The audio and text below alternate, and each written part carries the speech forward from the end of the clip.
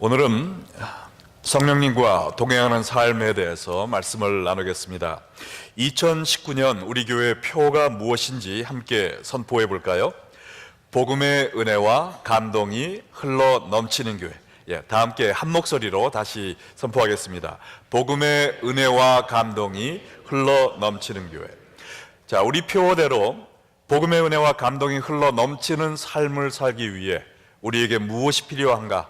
4주에 걸쳐서 말씀을 나누고 있는데요. 첫째는 하나님을 사랑하는 삶이요, 둘째는 예수님을 닮아가는 삶이며, 셋째는 오늘 설교 제목처럼 성령님과 동행하는 삶입니다.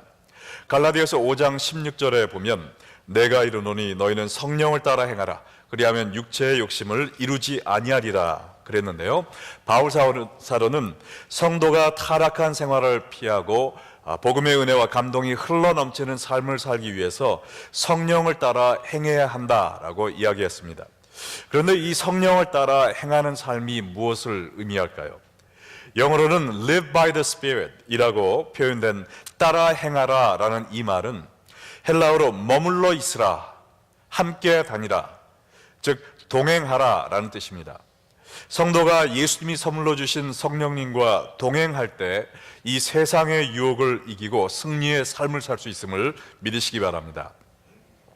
자, 성령님과 동행하는 것이 이렇게 중요하다면 성령이 누구신지, 또 어떤 일을 하는 분이신지 알아야 되겠죠. 그래야 성령님과 함께 다닐 수 있지 않겠습니까? 그런데 많은 성도들이 하나님과 예수님에 대해서는 잘 아는데 성령님에 대해서는 뭔가 어색하고 생소하게 느끼고 있는 것 같습니다. 그래서 성령 충만 받으세요 하면은 아멘 하고 대답은 하지만 속으로는 저는 순복음파는 아닌데요, 저는 조용히 예수 믿는 걸 좋아합니다. 성령 받으면 좀 이상해지는 거 아닌가요? 저는 그냥 하나님 예수님만 열심히 믿으면 안 될까요? 이렇게 생각하는 분들이 많이 계신 것 같습니다. 성령님에 대해서 잘 알지 못하니까 성령님과 동행하자라는 이 말도 부담으로 다가올 수 있는 것 같습니다. 그러나 오늘 이 말씀을 듣는 여러분들은 성령이 누구신지, 또 성령이 무슨 일을 하시는지, 또 우리가 성령님과 어떤 관계를 맺어야 되는지 성경을 통해서 명확히 깨달으시고 성령님과 동행하며 사시기를 주 예수의 이름으로 축원합니다. 성령님은 성부 하나님, 성자 하나님과 삼위일체를 이루시는 성령 하나님이십니다. 성경에 보면 성령님에 대한 여러 가지 명칭이 있는데요, 하나님의 신, 주의 영, 보혜사, 살리는 영, 성결의 영, 생명의 영, 아들의 영, 아버지의 성령, 영광의 영, 영원하신 성령, 진리의 영 등 수십 가지 이름이 있습니다. 그러나 한마디로 이야기하면 성령님은 우리와 함께 계신 그리스도의 영이십니다. 우리 한번 같이 읽어볼까요? 성령님은 우리와 함께 계신 그리스도의 영이시다. 예수님이 돌아가시기 하루 전 제자들에게 마지막 가르침을 통해 주신 약속의 말씀, 요한복음 14장 16절을 보시기 바랍니다. 내가 아버지께 구하겠으니 그가 또 다른 보혜사를 너희에게 주사 영원토록 너희와 함께 있게 하리니.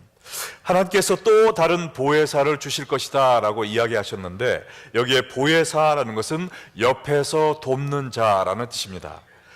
성경에는 보호자, 변호자, 위로자, 카운셀러 등으로 번역이 되었는데요, 그 앞에 보면 또 다른 이란 말이 나와 있습니다. 이것은 나와 다른 종류의 카운셀러, 즉 another counselor of a different kind가 아니고 나와 같은 종류의 또 하나의 카운셀러, another counselor of the same kind 라는 뜻이 있습니다. 다시 말해서 성령님은 예수님과 동일한 분으로서 예수님처럼 우리를 도우실 보혜사라는 것입니다. 그런데 이분이 오시면 무엇을 하실 것이다 라고 이야기했습니까? 영원토록 우리와 함께 있을 것이다 라고 이야기했어요. 성경에 기록된 가장 큰 하나님의 소원은 하나님이 우리의 하나님 되시고 우리가 하나님의 백성이 되어 서로 사랑하며 영원히 함께 사는 것입니다. 이것을 위해서 하나님께서 우리를 창조하신 것이에요.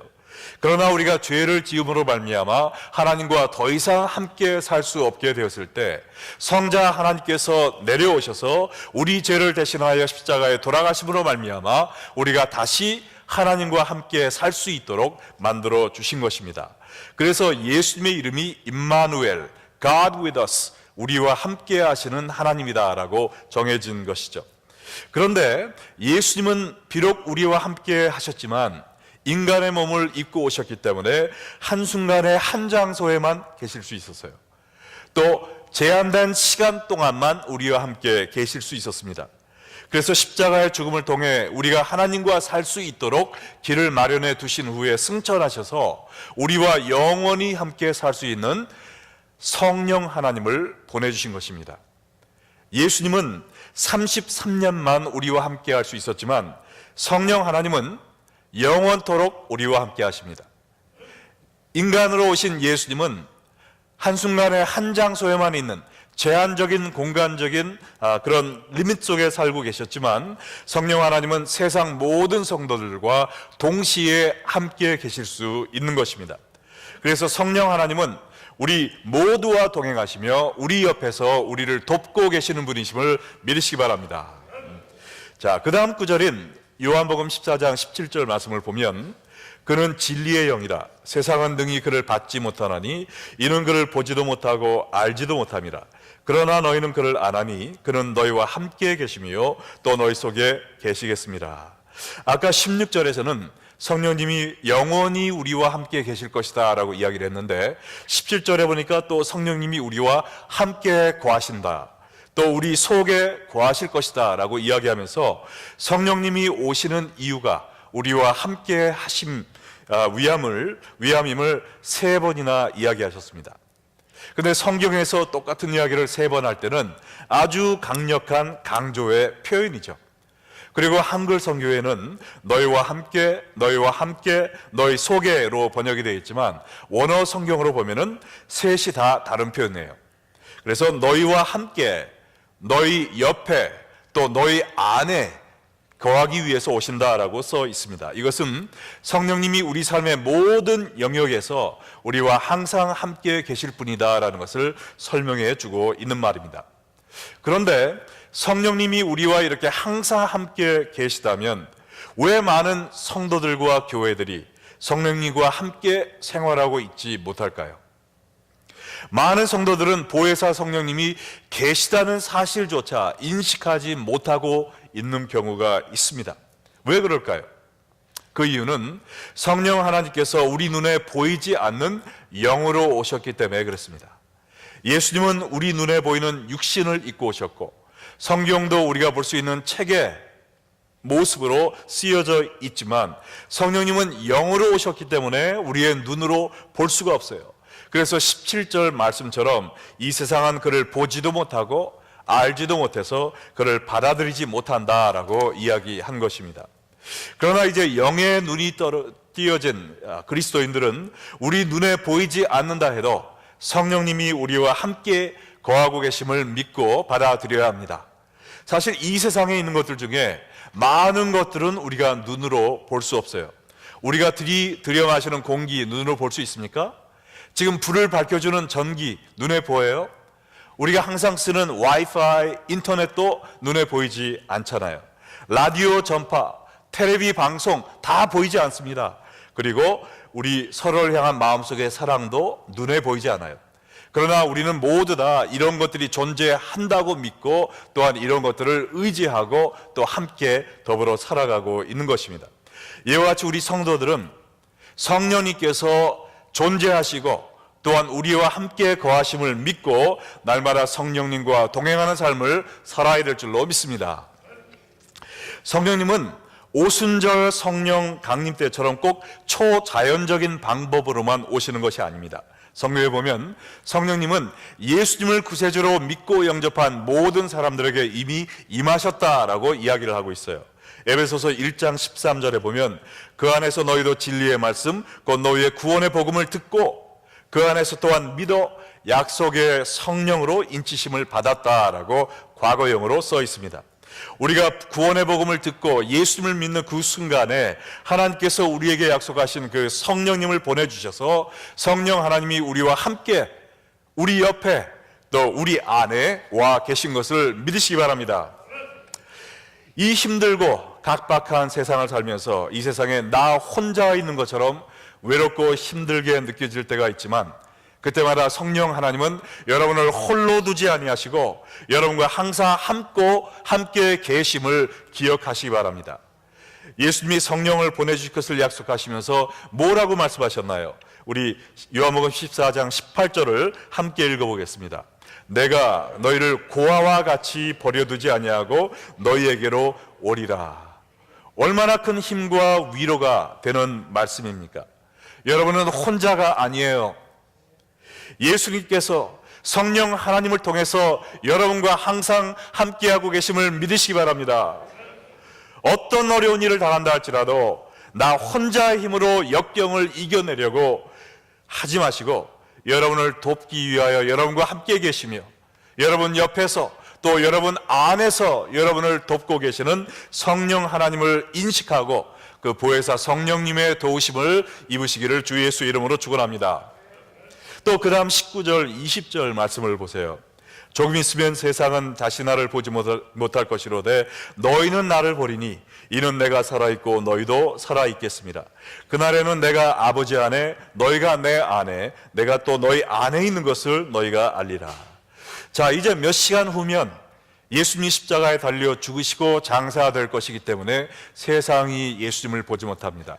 그러나 며칠 후면 예수님이 다시 부활하실 것이기 때문에 제자들이 예수님을 다시 보게 될 텐데, 그때는 예수님이 하나님 안에 계시고 또한 제자들이 예수님 안에 있고 예수님이 성령님을 통하여 그들 안에 있음을 알게 될 것이다 라고 말씀하셨어요.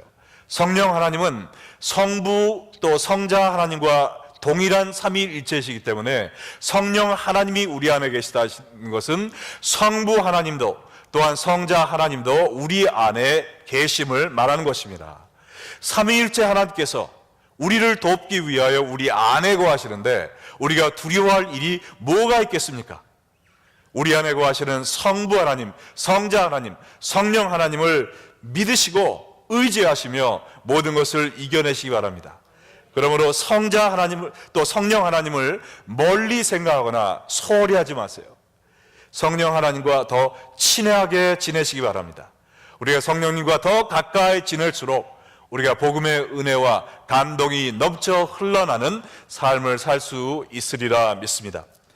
자, 그러면 성령님이 구체적으로 어떤 일로 우리를 도와주실까요?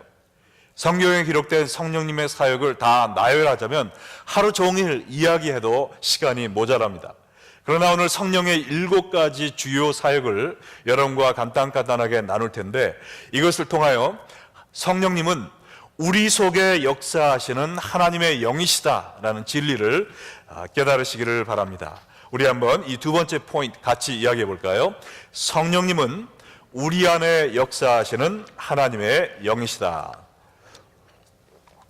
하나님은 성령님을 통해 우리 안에 너무나도 중요한 일들을 많이 이루고 계십니다. 첫째로, 성령님은 예수님을 구세주로 믿게 하세요. 고린도전서 12장 3절에 보면 그러므로 내가 너희에게 알리노니 하나님의 영으로 말하는 자는 누구든지 예수를 저주할 자라 하지 아니하고 또 성령으로 아니하고는 누구든지 예수를 주시라 할 수 없느니라 라고 이야기하고 있습니다. 성령님은 우리가 예수님을 구세주로 영접할 수 있도록 우리의 마음의 문을 두드리고 계십니다. 또한 우리의 영안을 뜨게 해주셔서 이 복음을 보게 해주세요. 이 성령의 역사가 없이는 어느 누구도 예수님을 구세주로 영접할 수 없다라고 이야기한 것입니다. 여러분은 예수님을 구세주로 믿으십니까? 그렇다면 성령이 여러분 안에서 이미 역사하고 계신 것입니다. 만약 여러분이 누군가의 구원을 위해서 기도하고 있다면 성령 하나님, 그분의 마음속에 역사해 주셔서 그분의 영안이 떠지고 그들이 이 복음이 진실인 것을, 진리인 것을 깨닫게 하여 주시옵소서라고 기도하시기 바랍니다. 성령님의 또 다른 사역은 말씀을 가르치고 또한 생각나게 해주십니다. 요한복음 14장 26절에 보니까 보혜사 곧 아버지께서 내 이름으로 보내실 성령 그가 너희에게 모든 것을 가르치고 내가 너희에게 말한 모든 것을 생각나게 하리라 그랬어요. 성령님은 우리에게 예수님을 믿게 하신 후에 훌쩍 떠나버리는 분이 아닙니다. 항상 우리와 함께 계셔 우리가 하나님의 말씀을 깨닫고 또 필요할 때마다 기억하게 해주신다 그랬어요. 그러므로 여러분이 말씀을 듣고 읽고 공부할 때마다 그냥 열심히 듣기만 하면 되는 것이 아니라 성령님, 제가 이 말씀을 깨닫기 원합니다. 이 말씀을 제 마음발에 심어서 필요할 때마다 기억할 수 있기를 원합니다. 도와주시옵소서 기도하는 마음으로 말씀을 임하시기 바랍니다. 그런데 놀라운 것은 성령님은 이 말씀을 가르쳐 주시고 기억나게 해주시는 것에 끝나는 것이 아니라 이 말씀을 순종할 수 있도록 새로운 마음도 주신다는 거예요.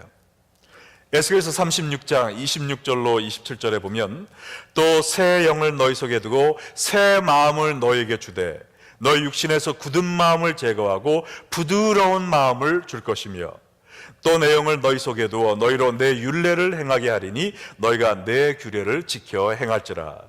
우리의 삶을 보면 우리가 하나님의 말씀을 몰라서가 아니라 하나님의 말씀이 무엇인지 잘 알면서도 그 말씀을 순종하고 싶은 마음이 없어서 불순종할 때가 많이 있습니다. 우리의 마음이 돌처럼 단단하게 강팍하게 되어 있기 때문에 그 말씀을 순종 안 할 때가 많다는 것이죠. 그러나 감사한 것은 성령님께서 우리로 하여금 그 말씀을 순종하기 원하는 마음이 생기도록 우리의 마음을 새롭고 부드러운 마음으로 바꿔 주신다는 것입니다. 그러므로 여러분도 아직 하나님의 말씀을 순종하지 못하고 있는 삶의 영역이 있다면 하나님 저의 마음을 바꿔주시고 새롭고 부드러운 마음 주셔서 이 하나님의 말씀을 기쁨으로 순종할 수 있는 자로 저를 변화시켜 주시옵소서 기도하시기 바랍니다. 성령 하나님은 또 우리를 모든 진리 가운데로 인도하십니다. 요한복음 16장 13절에 보니까 그러나 진리의 성령이 오시면 그가 너희를 모든 진리 가운데로 인도하시리니 그가 스스로 말하지 않고 오직 들은 것을 말하며 장래일을 너희에게 알리시리라. 우리가 인생을 살면서 종종 중요한 갈림길에 설 때가 있습니다. 누구와 결혼해야 될지, 어떤 사업을 시작해야 될지, 자녀들을 어떻게 양육해야 될지 등등 우리 삶의 중요한 결정을 해야 될 때 우리는 망설이고 불안해할 때가 있습니다. 그러나 감사한 것은 우리 안에 계신 성령님께서 우리를 모든 진리 가운데로 인도하신다는 거예요. 그냥 어쩌다가 한두 가지 진리로 인도하는 것이 아니라 모든 진리 가운데로 인도하신다고 하셨습니다. 성령 하나님은 이미 우리의 장래를 보고 계시고 우리를 위해 예비하신 축복의 미래로 우리를 인도하기 원하세요. 그러므로 우리가 중요한 결정을 앞두고 우리가 머리를 짜내면서 내가 무엇을 해야 가장 좋은 결정일까 생각하기에 앞서 성령님 저를 인도하여 주시옵소서. 진리의 성령이여 오셔서 하나님이 예비하신 그 축복의 미래로 저를 인도하여 주시옵소서 기도하시기 바랍니다. 자, 성령 하나님의 또 하나의 귀한 사역은 우리를 위해 간절히 기도하신다는 겁니다. 로마서 8장 26절에 보니까 이와 같이 성령도 우리 연약함을 도우시는데 어떻게 도우시느냐? 우리는 마땅히 기도할 바를 알지 못하나 오직 성령이 말할 수 없는 탄식으로 우리를 위하여 친히 간구하신다 그랬어요. 우리가 성령을 받았다 해서 우리의 삶에 어려움이 없는 것은 아닙니다. 그런데 굿뉴스는 뭐냐면 어려운 일을 당할 때마다 성령 하나님께서 우리 옆에서 우리의 연약함을 도우신다는 거죠.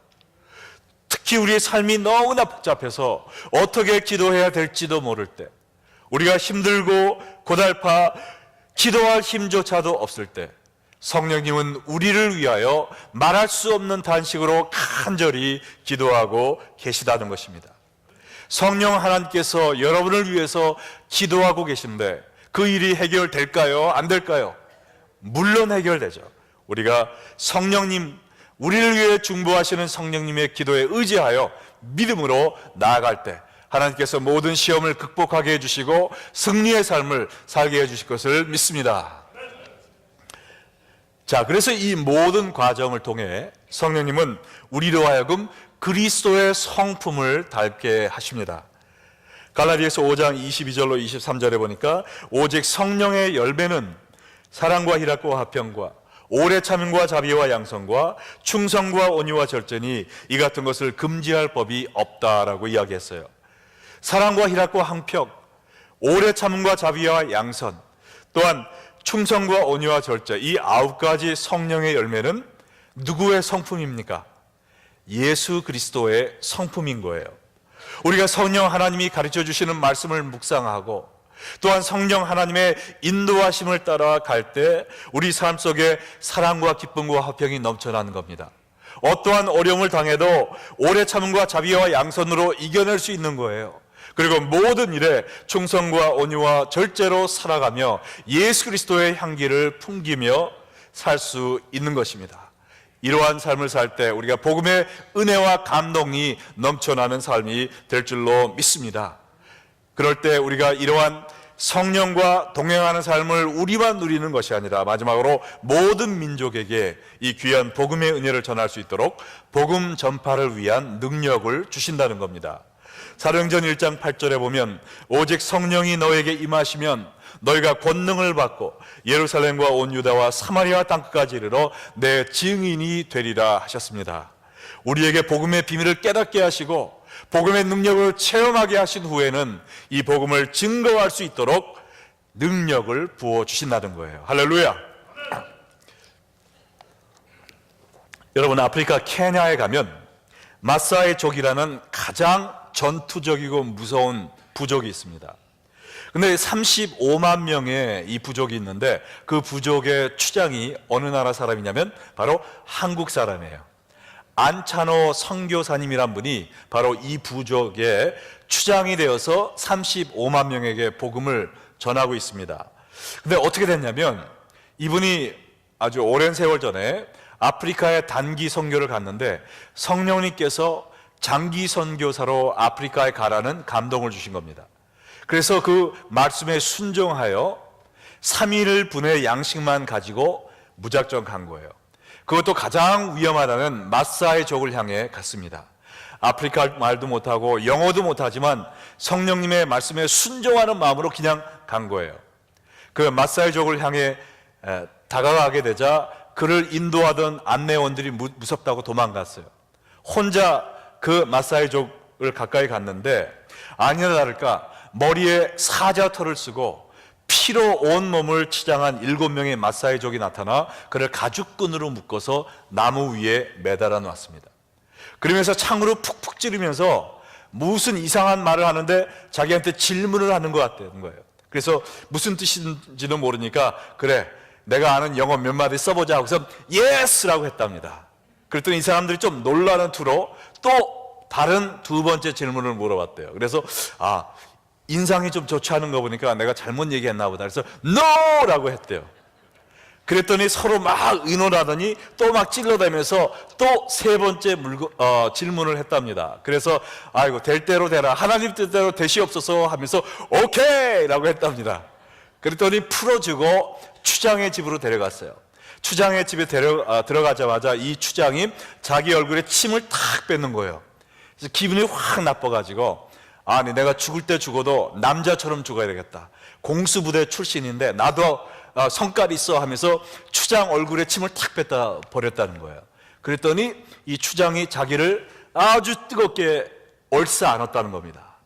나중에 언어를 배우고 이 문화를 배운 후에 알고 보니까 그분들이 처음 물어본 질문이 뭐냐면 너 이곳에 들어오면 죽는다. 그래도 들어올래? 예스! 라고 한 겁니다. 두 번째는 그러면 살려주면 여기서 나갈래? 하니까 NO! 한 거예요. 그러면 네가 우리랑 영원히 산단 말이야? 그랬더니 오케이! 한 겁니다. 그래서 추장 집에 들어갔어요. 근데 아프리카는 물이 귀하기 때문에 가장 귀한 손님이 오면 물을 준다라는 의미에서 침을 탁 뱉는다는 거죠. 네. 그래서 아주 그렇게 귀한 인사를 했는데 자기는 뜻도 모르고 자기도 똑같은 그런 인사를 하니까 이 추장이 마음이 확 열려가지고 그냥 포옹을 해준 겁니다. 우리 모두 다 함께 아프리카식으로 여러분 옆에 있는 사람에게 인사를 하지 마시기 바랍니다.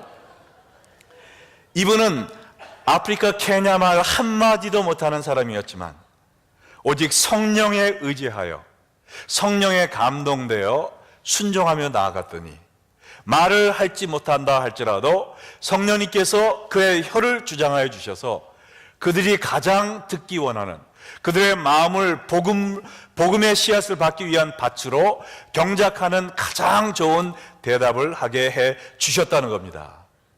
전도도 우리가 하는 것이 아니라 성령의 능력을 받아야 하는 겁니다. 순종하면 성령님이 하십니다. 할렐루야. 네. 하나님은 오늘 이 시간에도 성령님을 통해서 예수님을 믿게 하시고 말씀을 가르치시고 순종하게 하시고 우리를 진리로 인도하시며 친히 우리를 위해 기도하여 주셔서 우리가 그리스도의 성품을 담게 하시고 또한 이 복음을 온 세상에 전하게 하는 이 귀중한 사역을 계속하고 계십니다. 자, 그러면 우리 안에 거하시는 그리스도의 영, 또 우리 안에 역사하시는 하나님의 영인 성령에 대해서 우리는 어떻게 반응해야 될까요? 우리는 성령의 충만하심과 동행하심을 사모해야 합니다. 우리 함께 읽어볼까요? 성령의 충만하심과 동행하심을 사모하라.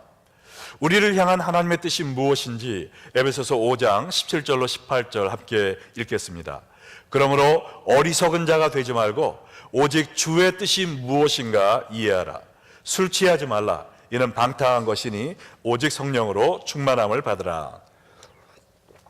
하나님의 뜻은 우리가 술 취하지 말고 성령 충만함을 받는 것입니다. 여기에 충만이라는 것은 가득 채운다라는 뜻인데 이 용어가 성령과 관계되어 사용될 때는 하나님의 영에 의해 완전히 압도되는 상태를 이야기하는 거예요. 그래서 사람이 술 취하지 말고 성령으로 충만해야 된다라고 이야기합니다. 왜냐하면 우리가 술에 충만하게 되면 어떻게 되죠? 술에 압도되어 술의 지배를 받게 됩니다. 그래서 평소에 안 하던 말, 또 안 하던 행동을 하게 되는 거예요. 이와 같이 우리가 성령으로 충만하게 되면 성령에 취해서 우리가 평소에 하던 식으로 사는 것이 아니라 성령이 원하시는 이야기를 하고 성령이 원하시는 행동을 하게 되는 줄로 믿으시기 바랍니다. 네. 말씀드린 대로 예수님을 믿는 사람들은 이미 다 성령을 받았습니다. 예수 믿을 때 성령 받는 거를 성령 세례 받는다라고 얘기하는 거예요. 그러나 우리는 성령 세례로 끝나는 것이 아니라 성령 충만을 받아야 됩니다. 왜냐하면 수많은 사람들이 성령을 받았지만 아직도 성령의 지배 아래 살지 못하고 내 마음대로 살면서 죄의 세력에 지배받는 이유가 무엇이냐? 성령 충만 받지 않았기 때문에 그래요. 성령에 취하지 않기 때문입니다. 아직도 내가 살아있기 때문에 그래요. 그러나 우리가 성령으로 충만하게 되는 그 순간, 성령에 압도되어 성령의 지배 속에 들어갈 때 비로소 복음의 은혜와 감동이 충만한 삶을 살게 되는 것입니다. 여기에 받으라라는 말은 영원 현재형이에요. 이것은 성령 충만을 한 번 받고 끝나는 것이 아니라 계속해서 다시 받아야 된다는 겁니다. 여러분, 자동차에 가스를 한 번 넣고 끝납니까? 여보, 가스 충분해? 1년 전에 넣었어. 말이 안 되는 거죠. 일주일에 한 번씩 막 넣어야 되잖아요. 그와 마찬가지로 성령 충만을 받는 것도 내가 10년 전에 삼각산에 올라가서 거기서 성령 충만 받았지, 말도 안 되는 얘기입니다. 1년 전에도 아니에요. 일주일 전도 아닙니다. 날마다 새로운 성령의 충만을 사모하는 여러분 되시기를 주의 이름으로 축원합니다. 그러면 우리가 어떻게 성령 충만 받을 수 있는가? 오순절 성령의 강림이 임했던 초대교회 보면 말씀과 기도와 회개를 통해 성령 충만 받았음을 볼 수 있습니다. 사도행전 1장 4절과 5절에 보면 사도와 함께 모이사 그들에게 분부하여 이르시되 예루살렘을 떠나지 말고 내게서 들은 바 아버지께서 약속하신 것을 기다리라.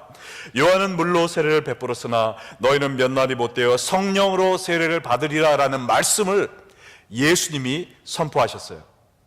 이 말씀을 들은 사도들은 함께 모여 기도에 전념했습니다. 사도행전 1장 12절로 14절 말씀처럼 제자들이 감람원이라는 산으로부터 예루살렘에 돌아와서 들어가 그들이 유하는 다락방으로 올라가서 여자들과 예수의 어머니 마리아와 예수 아우들과 더불어 마음을 같이 오로지 뭐에 힘썼다고 그랬어요? 기도에 힘썼다고 그랬습니다. 이렇게 모여 기도한 지 열흘째 되는 날 예수님이 약속하신 성령이 강림하셨어요. 그리고 그 소문을 듣고 모인 수천 명의 군중들에게 베드로가 일어나 무엇을 외쳤습니까? 말씀을 외쳤어요. 그 베드로의 말씀, 그 설교를 한 구절로 요약한다면 사도행전 2장 36절이죠. 그런즉 이스라엘 온 집은 확실히 알지니 너희가 십자가에 못 박은 이 예수를 하나님이 주와 그리스도가 되게 하셨느니라 외쳤을 때 이 말씀을 듣고 유대인들이 마음의 찔림을 받았습니다. 우리가 어찌할꼬 물었을 때 베드로는 사도행전 2장 38절에 이야기하기를 너희가 회개하여 각각 예수 그리스도의 이름으로 세례를 받고 죄사함을 받으라. 그리하면 성령의 선물을 받을 것이다 라고 선포했습니다.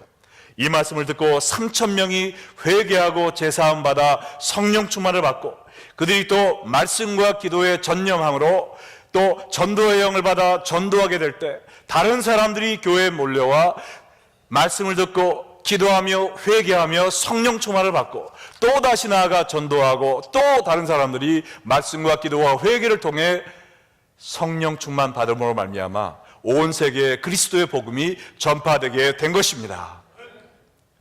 여러분도 성령 충만을 받기 원하십니까? 아멘이 이렇게 시들시들하죠? 다시 여러분도 성령 충만 받기를 원하십니까? 네. 그렇다면 말씀과 기도와 회개에 전념하시기 바랍니다. 말씀을 들을 수 있는, 말씀을 읽고 공부할 수 있는 기회를 놓치지 마세요. 주일 예배, 금요 미스바 집회, 특별히 이번 목금토에 있을 우리 신년 다니엘 기도회, 한국에서 11,000개의 교회에 동시에 선포된 그 말씀 가운데 우리가 선별해서 3개의 말씀을 저희가 드리면서 기도하는 시간을 갖습니다. 목금토 다니엘 기도 꼭 오시고요. 또한 1월 30일부터 시작될 제자훈련, 또 오늘 여러분에게 나눠드릴 2월 큐티집 이 새벽 기술을 놓치지 말고 말씀에 전념하시기 바랍니다. 또한 이 기도의 기회를 놓치지 마세요. 우리 금요일마다 미스바 집회를 통해 기도하고 주중 새벽 기도, 또한 토요 중보 기도에 또한 가족끼리 구역끼리 모일 때마다 쉬지 말고 기도하시기 바랍니다. 또한 성령을 받았다고 자만하지 말고 우리가 조금이라도 이 세상에 때가 묻으면 우리가 아침에 샤워해도 날마다 수시로 손을 씻는 것처럼 회개해야 돼요. 회개는 주여 제가 잘못했습니다 고백하는 데서 끝나는 것이 아니라 죄를 끊어내는 것입니다. 우리가 날마다 이렇게 말씀과 기도와 회개의 삶을 살 때 성령 충만이 계속 유지될 거예요. 근데 여러분, 영어로 insanity라는 말이 있습니다. insanity라는 말은 정신 이상, 미친 것을 의미하는 말인데 이 insanity의 정의가 뭔지 아세요? Expecting a different result while doing the same old stuff. Again and again. 과거에 하던 일을 똑같이 하면서 뭔가 다른 열매를 기대하는 것이 이 정신 이상의 정의다라고 나와 있습니다. 여러분이 오늘 이 말씀을 듣고 그래 맞아 내가 성령 충만해야지 하고서 말씀에 더 전념하지 않고 기도에 더 올인하지 않고 또한 죄를 미워하고 죄를 끊어내는 이 회개의 삶에 더 마음을 쓰지 않는다면 우리는 결코 성령 충만해질 수가 없습니다. 여러분이 진실로 성령 충만하여 성령님과 동행하기 원하신다면 말씀에 더 투자해야 돼요. 기도에 더 무릎을 꿇어야 됩니다. 그리고 죄와 싸우되 피 흘리기까지 싸워야 돼요. 우리가 진심으로 성령 충만을 위하여 우리 자신을 드릴 때 하나님께서 성령을 채워주시되 넘쳐 흐를 정도로 부어주실 줄로 믿습니다. 그리고요, 우리가 성령 충만이 목적이 아닙니다. 성령 충만해서 뭐 할 거예요? 성령 충만되었으면 그 성령님과 동행하는 것, 그것이 우리의 목적이 되어야 됩니다. 성령님과 대화 나누면서 성령님 지금 뭐 할까요? 하나님 인도해 주세요. 제가 말씀을 읽는데 깨닫게 해주세요. 성령 하나님 저의 죄를 책망해 주세요. 성령 하나님 지금도 하나님을 느끼게 해주세요. 제가 전도하러 가는데 저에게 능력 주세요. 끝없이 대화하며 성령님과 동행할 때 우리가 비로소 복음의 은혜와 감동이 넘쳐나는 삶을 살 수 있습니다. 갈라디아서 5장 16절, 우리가 처음에 읽은 구절인데 같이 한번 다시 읽겠습니다. 내가 이르노니 너희는 성령을 따라 행하라. 그리하면 육체의 욕심을 이루지 아니하리라. 성령으로 가득 채우는 것이 끝이 아니라 성령님을 따라 행하는, 성령님과 동행하는 삶, 다시 말해서 예수님을 영접하고 예수님과 함께 사는 삶, 다 같은 말이에요. 우리가 성령님과 동행하는 삶을 살 때 비로소 죄의 유혹을 이겨내고 승리의 삶을 살게 되는 것입니다. 여러분, 오늘의 마지막 구절 로마서 8장 9절을 주의 깊게 보시기 바랍니다. 만일 너희 속에 하나님의 영이 거하시면 너희가 육신에 있지 아니하고 영에 있나니 누구든지 그리스도의 영이 없으면 그리스도의 사람이 아니라. 육신에 거하지 않고 영의 사람으로 변화된 사람이 누구입니까? 교회만 열심히 다니는 사람이라고 얘기하지 않았어요. 교회에서 제일 열심히 일하는 사람이라고 이야기하지 않았습니다. 예수님 믿을게요 라고 과거에 고백 한 번 한 사람이 아니에요. 여기 보니까 너희 속에 하나님의 영이 거하시면, 우리 안에 하나님의 영, 성령이 충만하게 거해서 우리가 성령님의 압도되어 성령님의 지배를 받고 살아가는 그 사람이 바로 영의 사람이요 그리스도의 사람인 줄로 믿으시기 바랍니다. 그리스도의 사람이 누구냐? 간단합니다. 그리스도의 영이 있으면 그리스도의 사람이요 그리스도의 영이 없으면 그리스도의 사람이 아니라고 그랬어요. 여러분 안에 그리스도의 영이 거하고 계십니까? 성령님과 동행하고 계십니까? 아니면 옛날에 예수 믿었을 때 나에게 들어왔던 성령이 지금 겨우 발바닥 적실 만큼만, 그래서 성령님의 지배가 아니라 내가 원하는데 내가 하고 싶은 말, 내가 하고 싶은 거 다 하면서 혹시 죄악의 종으로 살고 있지는 않습니까? 여러분, 발목에 잠기는 성령, 우리를 변화시키지 못합니다. 성령이 충만히 우리 길을 넘어야 돼요. 말씀에 전념함으로, 기도에 전념함으로, 또한 살을 깎아내는 듯한 마음으로 회개의 삶을 삶으로 우리가 성령 충만을 받을 때 비로소 우리가 성령의 지배 안에 들어가는, 하나님의 말씀대로 움직이며 하나님의 영광을 위해 사는, 성령님과 동행하는 삶을 살게 될 것입니다. 아직까지 내가 이러한 삶을 살지 못하고 있습니다 라는 것을 깨달은 분들은 오늘 이 시간이라도 성령 충만함과 성령의 동행하심을 소원하며 기도하며 말씀과 기도와 회개의 삶을 시작하시기를 주 예수의 이름으로 축원드립니다. 다 함께 기도하겠습니다.